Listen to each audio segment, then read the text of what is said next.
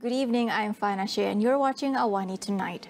The government seeks to improve bilateral trade and investment with the Philippines, says Prime Minister Dato Sri Anwar Ibrahim in a joint press conference with Philippine President Ferdinand Marcos Jr. earlier today. He also praised the President for his breadth of experience and successes, especially in bringing the Philippines back on track post-COVID-19. Although President Marcos is slightly senior than me in terms of his holding office, he has been senior because he had an enormous experience. And amazingly, as the Yang di-Pertuan Agong, the King, said today to me, that we share other personal experiences, ups and downs, and I used to joke here, more downs than up. And now we are here together, and with this experience we will certainly enhance the understanding and collaboration. The two leaders also discussed the potential of halal industry and joint efforts to penetrate a larger market, especially in the Middle East and North African region. They also touched on the issue of Myanmar crisis, where Anwar urged for continued support for ASEAN's 5-point consensus peace plan. We did touch upon Myanmar to strengthen the 5-point consensus of ASEAN, but also give some flexibility, room and space for neighboring countries to engage on an informal basis without sacrificing the issues of human rights and the treatment of minorities, and particularly Rohingyas and other Burmese minorities in Myanmar. Marcos Jr. is on his inaugural visit to Malaysia till Thursday. He also had an audience with the Yang di-Pertuan Agong earlier today. Klang is set to become Malaysia's 20th city. The 133-year-old town had met all the criteria needed to attain a city status, with the cabinet agreeing to upgrade the Klang Municipal Council to the Klang City Council yesterday. Local Government Development Minister Nga Khaw Meng said the decision was made as Klang had a population of more than 500,000 people, and that the Klang Municipal Council had an annual income of over 100 million ringgit from sustainable sources. Nga added Selangor Sultan Sharafuddin Idris Shah will announce the day on which Klang will formally become a city. He also announced an allocation of 10 million ringgit to be set aside for the development of the Klang City Council, along with an additional 5 million ringgit by the Selangor government. Klang will become the 4th city in Selangor after Petaling Jaya, Shah Alam and Subang Jaya. Meanwhile, Kuala Lumpur High Court Judge Dato Colin Lawrence Sekera admits he used to be partners with detained 1MDB-linked fugitive Jasmine Liu. He says the two worked together in law firm Zain & Co. between 10 and 15 years ago before Liu left the firm. Sekera made the disclosure during the 1MDB corruption trial on Wednesday, when the accused counsel Tan Sri Muhammad Shafi Abdullah asked the prosecution team whether they would be calling Liu to testify in the trial. The Court of Appeal judge then interjected and said that he would just disclose to parties of his past, since Liu's name has surfaced in the trial. Meanwhile, the prosecution has yet to decide whether to call Liu, the 1MDB former legal counsel, to testify in Dato Sri Najib Razak's corruption case. Deputy Public Prosecutor Ahmad Akram Garib said the prosecution did not receive any further instruction from the Attorney General's chambers. Home Minister Dato Sri Saifuddin Nasution Ismail revealed on July 12th that Liu had been under police custody and remains in custody till now. We'll go for a quick break. Stay tuned for more.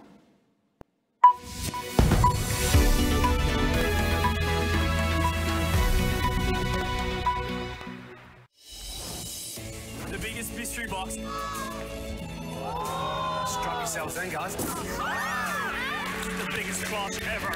No way. Some of the biggest challenges this competition has ever seen. This is a dish that changed my life. Biggest ever pressure test. If you win today, you end up on the shelves tomorrow. It is sublime. Umat Islam dinasihatkan tidak terlibat dan menjauhi penyebaran ajaran sesat yang dibawa Suhaini Muhammad atau Sihab. Setiap aduan yang diterima disiasat dengan teliti, tapi bukan semua kes boleh diletakkan di bawah medical legal. Bukan semua kes sebenarnya boleh diletakkan di bawah medical legal. Kari Jamaluddin bimbang berhubung penjualan berleluasa vape tanpa kawalan di Malaysia. Politik semakin hangat menjelang PRN, data adalah satu perkara, politik adalah satu perkara yang lain.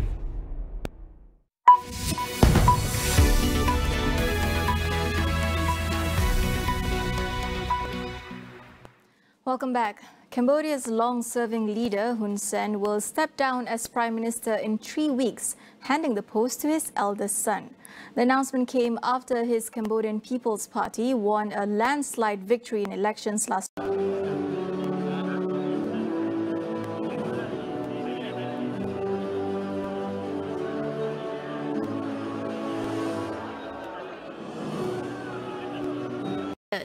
One of the world's longest-serving leaders. Before the election, he said he would hand over to his eldest son, Hun Manet, sometime during the next 5-year term. Hun Manet is currently the head of the country's army and won his first seat in parliament in Sunday's election. The Cambodian People's Party won a landslide victory with no significant opposition after the only serious challenger, the Candlelight Party, was disqualified by election officials on a technicality before the vote. The government hailed the 84.6% turnout as proof of the country's democratic maturity, but Western powers, including the United States and the European Union, condemned the vote as neither free nor fair. China's foreign ministry has removed all mention of Qin Gang from its online records, purging the former foreign minister's name and his meetings with world leaders. This follows President Xi Jinping's decision on Tuesday night to sack Qin and replace him with his predecessor, Wang Yi.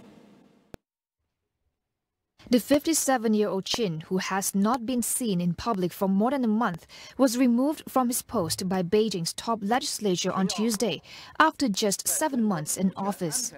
The secrecy surrounding his disappearance has fueled rumors ranging from ill health and an extramarital affair to a power struggle and even espionage. No reason was given for his dismissal, and China's foreign ministry declined to comment on his abrupt departure. Any reference to Qin, a former ambassador to the United States, had also been removed from the Chinese Foreign Ministry's website by Wednesday morning. Meanwhile, analysts say the reappointment of Wang Yi as foreign minister, a post he held for 10 years until the end of 2022, is likely to be a temporary solution until a suitable candidate can be determined.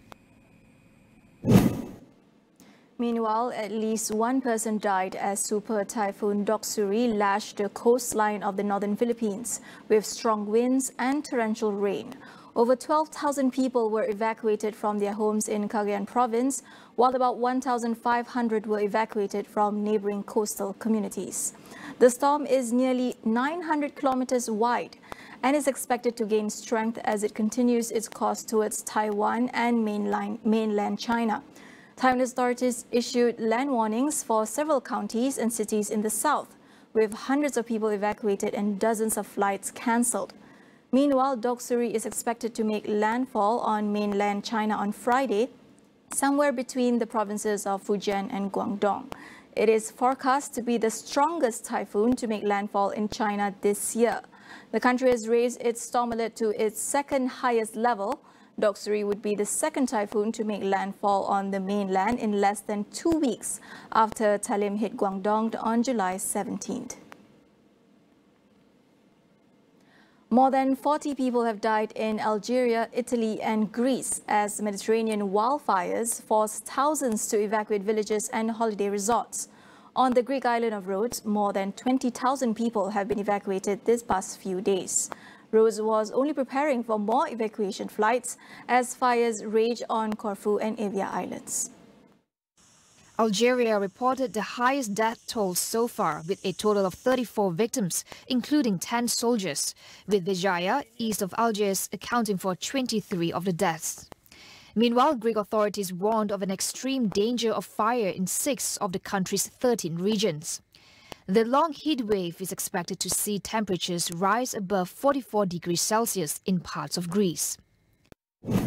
Contrasting extreme weather events were reported in Italy, with deadly storms hitting the north and wildfires in Sicily and the south. The storms that come with violent high winds and hailstones have claimed 2 lives so far. Meanwhile, 4 people died from wildfires in Italy, with almost 2,000 people displaced. Over 50 pilot whales have died hours after stranding themselves on a beach in Western Australia. Authorities say they are scrambling to save dozens more. As we've seen, 52 whales, I understand, have perished.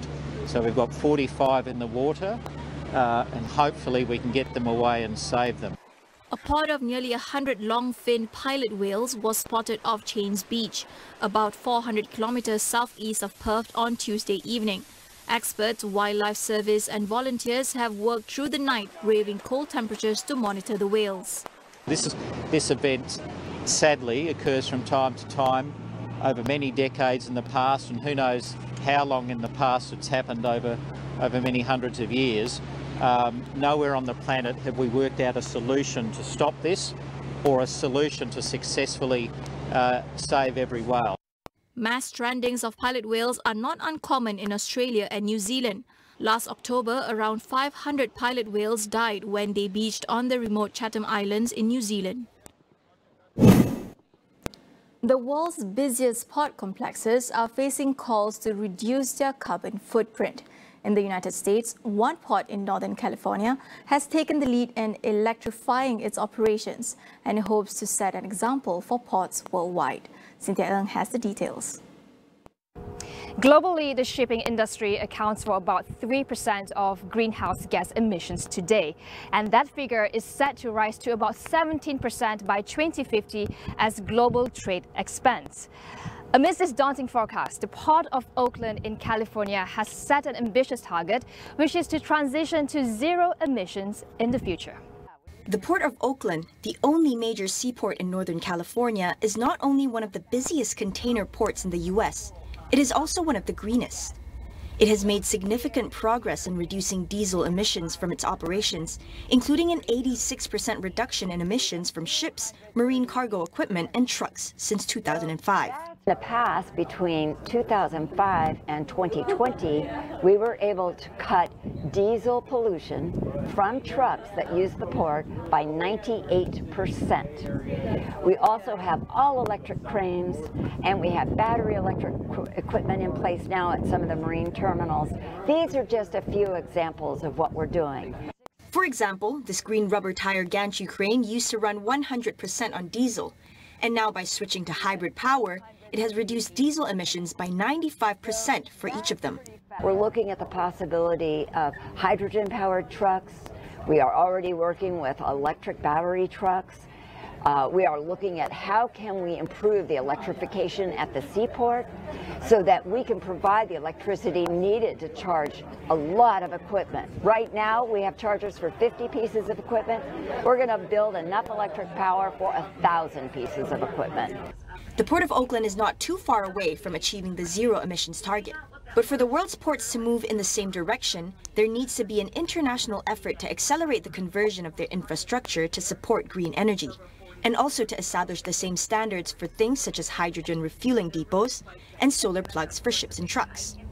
Cynthia Ng reports from the Foreign Press Centre's International Reporting Tour. That wraps up AWANI tonight. I'm Fana Shea. Thank you for watching.